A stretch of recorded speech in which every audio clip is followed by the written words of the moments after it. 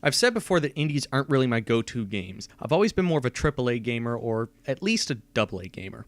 I don't know what Dynasty Warriors would be considered. Anyways, there are some times where an indie game jumps out at me and proves that independent games have much more soul, more character, and more individuality than AAA games out there.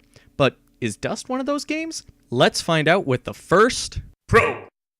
This game is beautiful. The Flash-style drawings and backgrounds are a sight to be seen. The cutscenes within the game aren't jaw-dropping by any means, but every part of the game otherwise is breathtaking.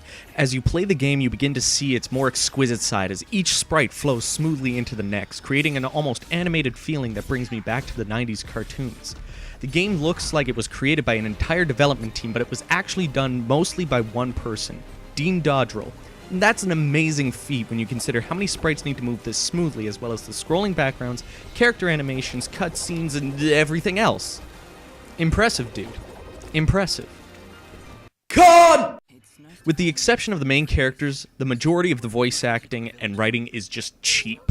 Almost every NPC line feels called in, and for the most part their deliverance feels weak. I'll be honest and say the majority of the writing and the voice acting goes along with the art style to create a Saturday morning cartoony feel, but when you experience a terrible line of dialogue or poorly executed statement from an NPC, it pulls you out of the experience very quickly. And you have to talk to NPCs and other characters walking around if you want to do all the side quests. Some of these characters either have annoying voices, annoying lines, or both. And personally, high-quality voice acting in games with narratives of any sort goes a long way, especially when they're reading every bit of text that's given to you. I don't want to have to drown out the sound of one character's voice to try and read their dialogue on my own while they're talking over me. It's annoying. Pro!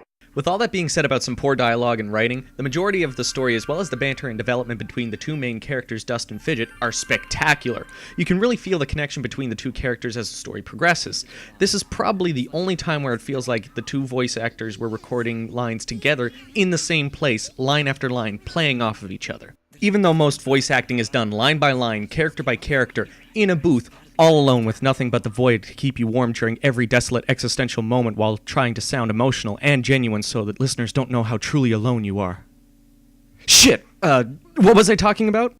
Dust and Fidget's connection breeds the immersion, and you begin to sink deeper and deeper into the story and evolution of these two characters. As you progress through the game, you begin to see their relationship flourish into an almost soulmate-like friendship. This is part of the game that will give you the most laughs as well as will make you cry like a little baby. I don't want to give anything away, but the story pulls on every feel you might have in your body. God! Though this game has a great story, I found it really difficult to latch onto and dive deep into it. At first you aren't told much about your character, and that's mostly because he has amnesia, and I usually find that amnesiac characters are just easy stories to tell, because you don't need a backstory for them. They are simple and almost feel like a lack of creativity. As you continue through the beginning of the story, it doesn't focus on the characters, it focuses on what's happening at that very moment. This is another thing that held me back because I felt as though Dust's amnesia would need a better explanation before diving into plot development. It almost feels as though the story wasn't about his amnesia, it was about him becoming a hero, which is a good story and all, but when the beginning of your story essentially brushes off the fact that your main character has amnesia and doesn't know what's going on, and you don't directly push the story towards him and his companions trying to solve the mystery of his past, it seems like the amnesia is just a way of having a developed character without putting in any effort to build upon a foundation. It's like wanting to construct an elaborate building, but you don't want to go through the effort of planning and construction, so you just renovate on top of an already existing building. It just feels like a cop-out to me. Pro! As I said, the story is great, but above that is how it progresses as a Metroidvania-style game. Even though the game starts off slow, you'll find the game progresses at just the right speed once you get into it. Each step of the game is taken at just the right moment to properly develop each character and build a story around them. It never feels like the game is holding your hand to get to the next act. For example, when you get a new skill, the game doesn't stop the flow just to give you a tutorial on how to properly use it. The stages and enemies are set up in just the right way to teach you with very little tutorial on how to execute every move you'll need to continue through the game.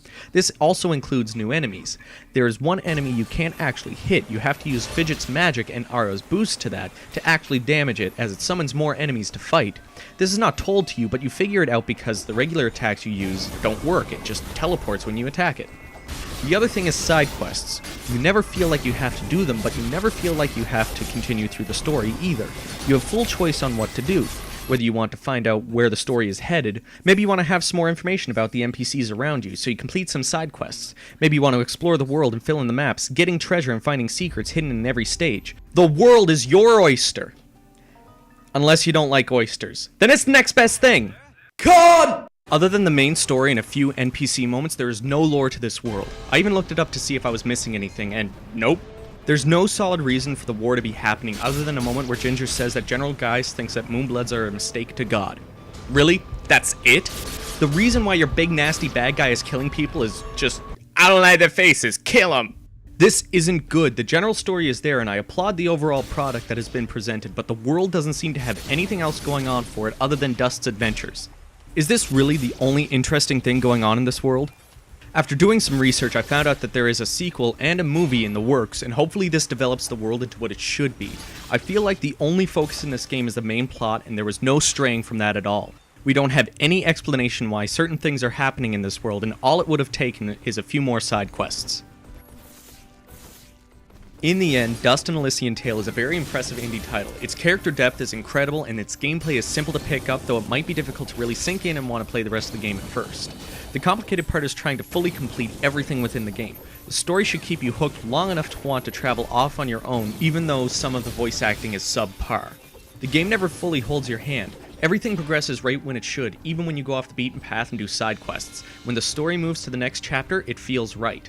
I love Dust and Fidget's chemistry. They have a great evolution together throughout the game, and I really hope we can see more of them as I think they have an interesting dynamic, and I believe many stories could be written on these two and their adventures. With that said, I give Dust and Elysian Tale an 8 out of 10. Any faults that this game has are pretty much erased when you sink your teeth into it all. The gameplay is fun, and the progression of the characters keeps you hooked. The game leaves you wanting more, and that's its biggest fault. I mean, that I wish the game were longer. The story is exactly the right length and feels perfect. It's the world around the characters that deserves more focus, and I feel like it could have been done by having a few more side quests, especially later in the game. You should seriously check out this game if you want to know how it ends. Go play Dust and Elysian Tale, and I'll see you in the next video.